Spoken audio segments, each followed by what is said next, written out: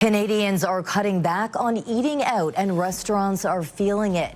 You walk into a buffet, pay your $35, sometimes more, load up a plate with shrimp, rotisserie chicken, sushi, and soup, go back for seconds, and leave feeling satisfied. You think you got a deal, and honestly, why wouldn't you? Buffets are supposed to be the ultimate value for money dining experience. Unlimited food, unlimited choice, one flat price. But here's the thing nobody is talking about. And by the end of this video, you'll never look at a Canadian buffet the same way again.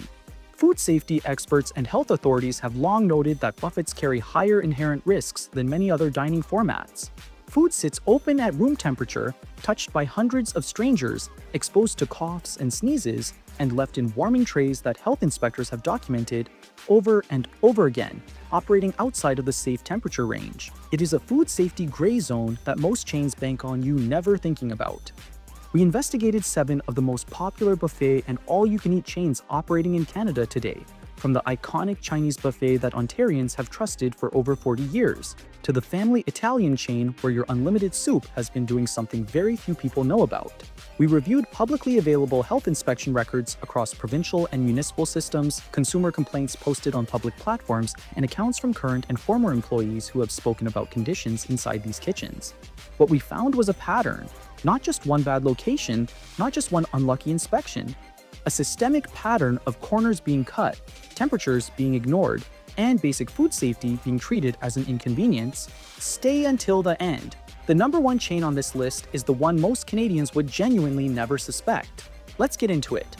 Starting at number 7, Smitty's Family Restaurants. We're starting with Smitty's, Canada's self-described original family restaurant. With over 80 locations spread across British Columbia, Alberta, Saskatchewan, Manitoba, and Ontario, Smitty's has been serving Canadians since 1960. They bill themselves as a wholesome, community-anchored brand. All-day breakfast, hearty lunch buffets, the kind of place grandparents bring grandchildren. The logo literally features a cheerful sunrise. But according to accounts from former employees and publicly available health inspection data from multiple provincial health authorities, concerns have been raised at a number of locations. Some Smitty's locations in Western Canada have reportedly received conditional inspection results on routine visits, with violations related to improper temperature holding on hot buffet items, inadequate food storage practices, and maintenance issues in kitchen areas that health inspectors described as recurring rather than isolated. It's worth noting that restaurant inspections in Canada are conducted and enforced at the local and provincial level, not by the Federal Canadian Food Inspection Agency, which primarily oversees food manufacturing and processing. One former kitchen worker from an Alberta Smitty's location described the breakfast buffet in candid terms online, writing that scrambled eggs and sausages would often sit in the warming tray for way longer than the 30 minutes they were supposed to. According to Health Canada guidelines, hot food must be held at a minimum of 60 degrees Celsius to prevent bacterial growth. Consumer advocates and health authorities have noted that in high-volume buffet settings, this standard is frequently difficult to maintain, particularly during slow service periods when trays are not refreshed on schedule. What makes the Smitty's situation particularly frustrating, according to reports, is the brand's positioning. When you market yourself as Canada's family restaurant, when families with children and elderly grandparents are your core demographic, the stakes of a food safety lapse are higher. Young children and seniors are among the most vulnerable to foodborne illness from organisms like Salmonella and E. coli, both of which thrive in improperly held buffet food. Verdict: a brand built on family trust that, according to accounts reviewed and inspection data reported publicly across multiple provinces, may not always be living up to the standard its name implies. Next at number 6, Tucker's Marketplace. If you've been dining out in Ontario for the last few decades, you know Tucker's Marketplace. It was for a long time the quintessential big spread Canadian buffet. Carved roasts, chowder stations, pasta, seafood, and a dessert table that seemed to go on forever. Multiple locations across the province made it a go-to for birthdays, family dinners, and Sunday outings. Here's where things get interesting. Tucker's Marketplace has faced significant turbulence in recent years, with multiple location closures and an increasingly inconsistent operational footprint. Records reviewed by consumer advocates, including a trustee's report filed in connection with the operator's restructuring process, confirmed that multiple Tucker's locations were closed in 2020, with the chain contracting considerably from its former presence. The locations that remain open have, according to accounts reported by former patrons and staff, struggled to maintain the standards that once defined the brand. Consumer complaints on public review platforms have documented recurring concerns about food quality, specifically around temperature and freshness of buffet items. One recurring theme in accounts across multiple locations involves the chowder and soup stations. Multiple diners have reported soups served lukewarm, with one reviewer from an Ontario location noting that their clam chowder had skin on it like it had been sitting for hours. Food safety authorities note that a film or skin forming on the surface of a soup is a reliable indicator that it has been sitting and not stirred, a practical red flag that the product may have been held beyond its recommended service window. Health Canada guidelines specify that soups and broths must be kept at a minimum of 60 degrees Celsius. Consumer advocates advise that visible surface changes in hot-held foods are among the easiest warning signs to spot at a buffet. Former staff at Tucker's locations have also described a pressure to extend buffet items past their recommended service window during slow periods, a practice that consumer advocates have described as an industry-wide cost-cutting pattern that is particularly common in low-margin, high-volume buffet operations. The broader concern with Tucker's is the operational instability itself. When a buffet chain is contracting rapidly, the locations that remain open often operate with reduced staffing, reduced oversight, and reduced investment in maintenance and equipment. That's a recipe, no pun intended, for the kind of slow deterioration in food safety standards that doesn't make headlines but does make people sick. Verdict: a once beloved Ontario institution whose current operational state, based on reported accounts and publicly documented restructuring, warrants serious caution. Now, at number 5 is Pizza Hut Canada, lunch buffet locations. Pizza Hut doesn't need much of an introduction. What does need an introduction, because most people don't know it still exists, is the Pizza Hut lunch buffet. After largely phasing it out by the mid-2000s, select Pizza Hut locations in Canada have brought it back, offering all-you-can-eat pizza and pasta at a flat lunch price. And while the nostalgia is real, the concerns are just as real. The core problem with a pizza buffet is a mechanical one. Pizza has to be replenished constantly to stay safe and appealing. When a location is fully staffed and fully busy, the turnover is fast enough that pizzas are hot, fresh, and within a safe service window. But accounts from customers at multiple Canadian Pizza Hut locations with buffet service describe something different. Pizzas sitting under heat lamps for extended periods, congealed cheese and pasta that has dried out at the edges, which is a visible sign the food has been sitting far longer than it should. A former Pizza Hut employee from an Ontario location posted publicly that during off-peak buffet hours, we'd sometimes let a pizza sit for 45 minutes before replacing it because corporate was watching food waste numbers.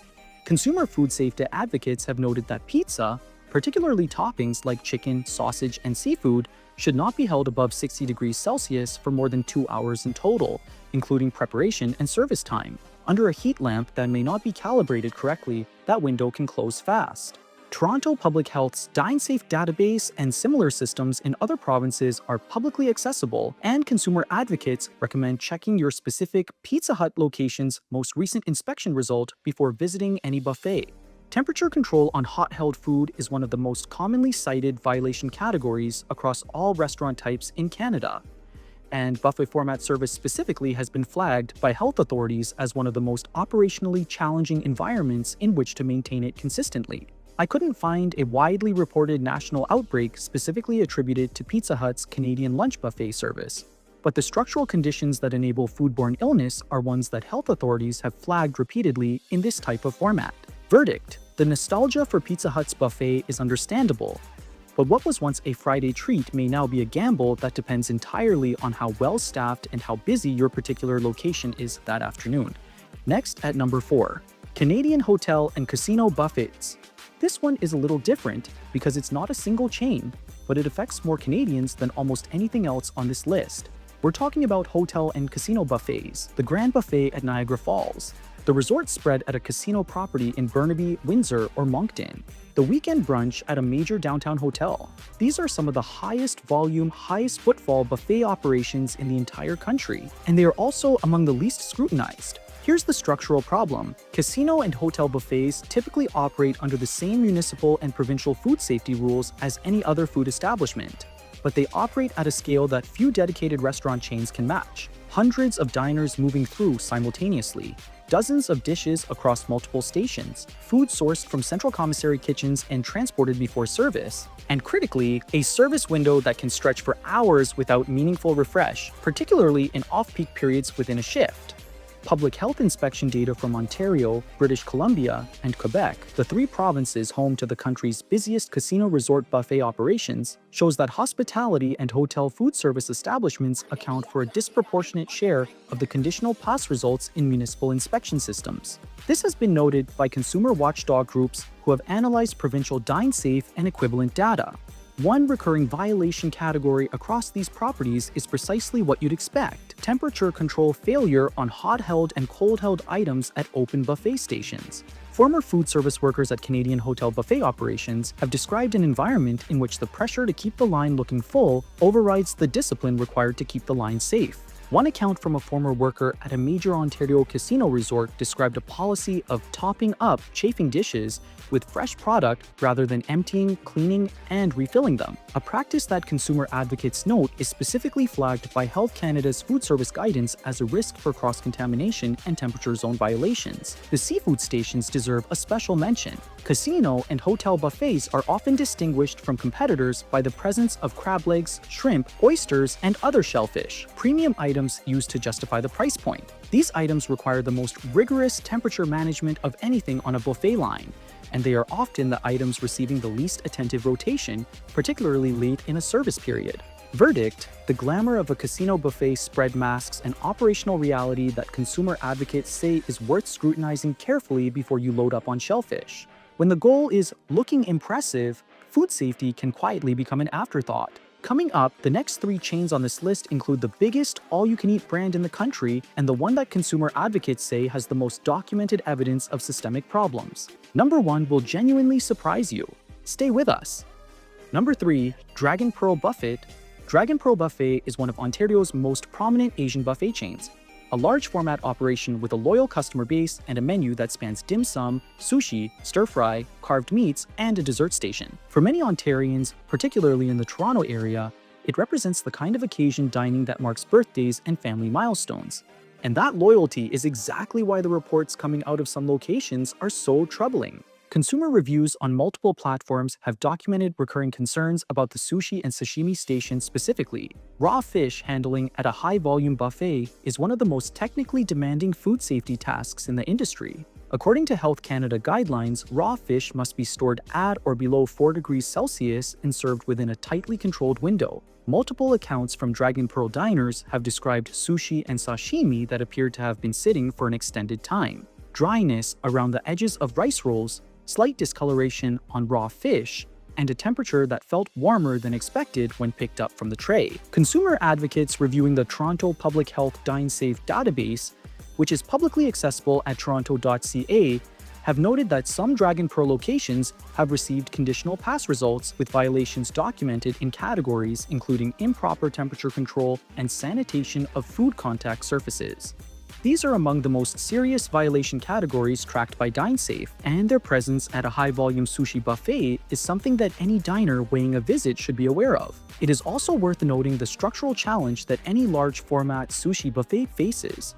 When raw fish is on a rotating display tray at room temperature, even under refrigerated glass, the margin between safe and unsafe narrows with every minute that passes without a refresh. In a busy dinner service, consumer advocates have noted that the pressure to keep trays visually full can conflict directly with the discipline required to pull and replace product on schedule. Verdict: a dining experience that many Ontarians love, but one where the raw fish station in particular deserves a second thought based on what health inspectors and diners have been reporting publicly.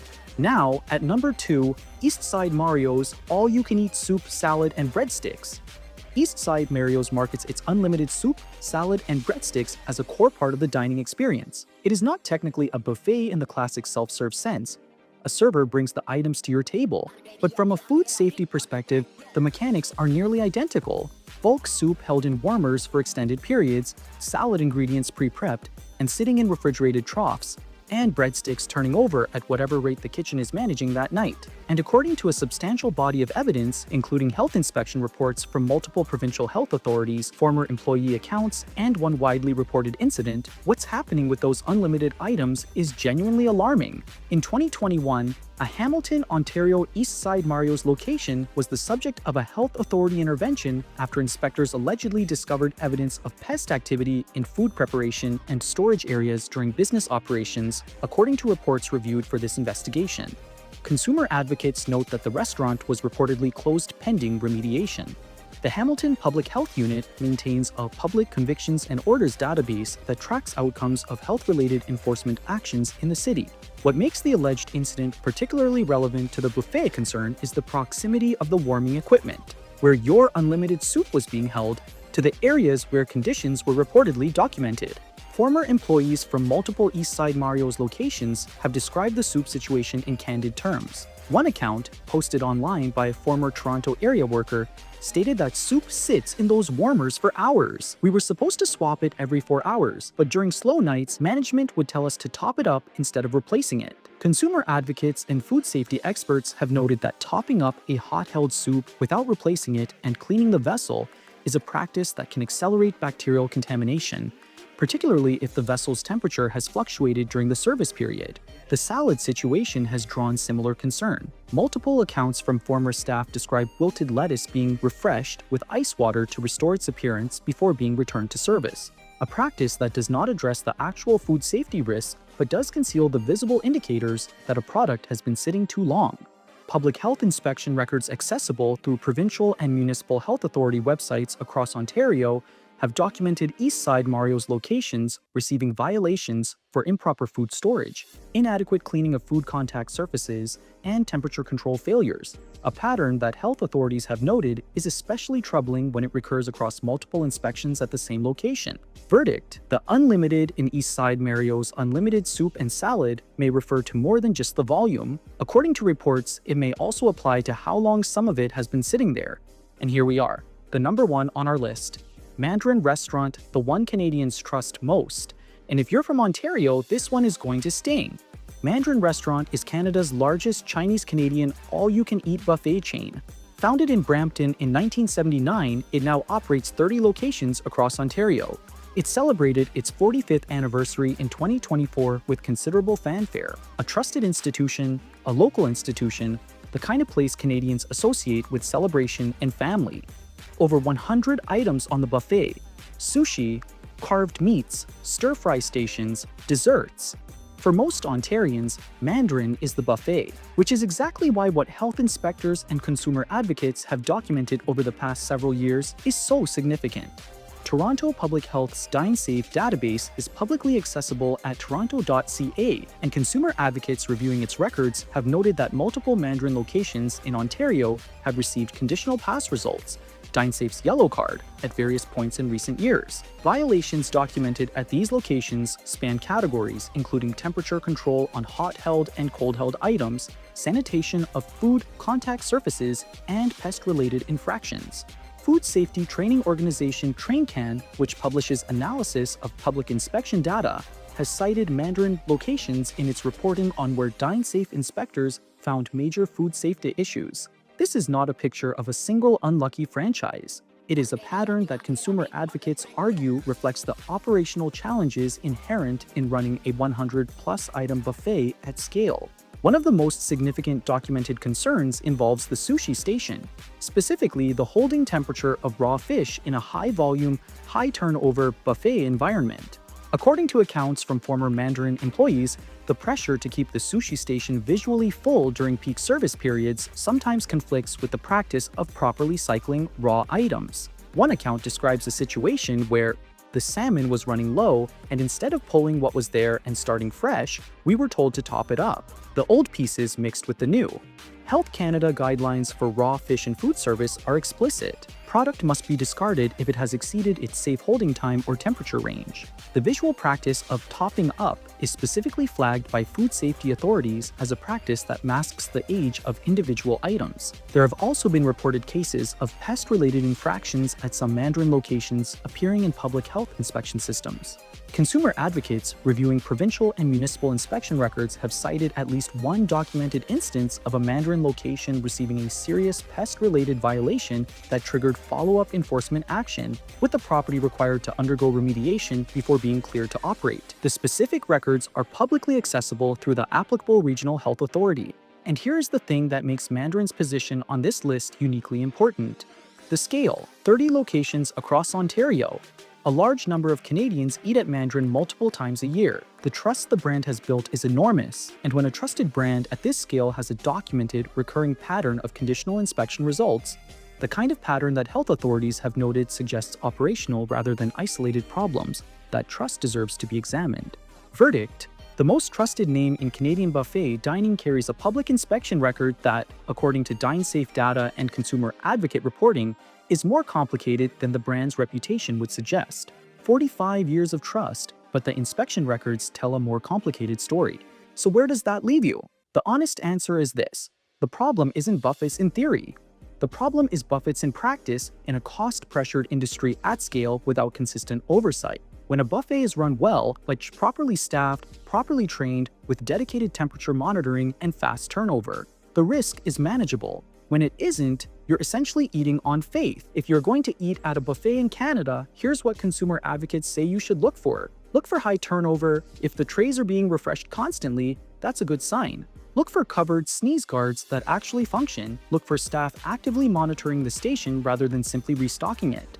Check your local public health authority's online inspection database before you go. In Toronto, that's dinesafe@toronto.ca, and most major municipalities have equivalents. A green pass is not a guarantee, but a yellow card with recent violations is a signal worth taking seriously. And frankly, the best buffet experience in Canada right now is at smaller independent operators who own their own reputation, where the person making your food is also the person who has to face you across the buffet line. That level of accountability doesn't exist at a franchise location where a manager is watching corporate cost metrics instead of food temperatures. Which of these surprised you most? Have you had a bad experience at a Canadian buffet that you've never fully been able to explain? Drop it in the comments. Your experience matters. It's how other Canadians protect themselves. If this video opened your eyes, hit that like button and subscribe to North America Crisis Radar. We're not done, not even close.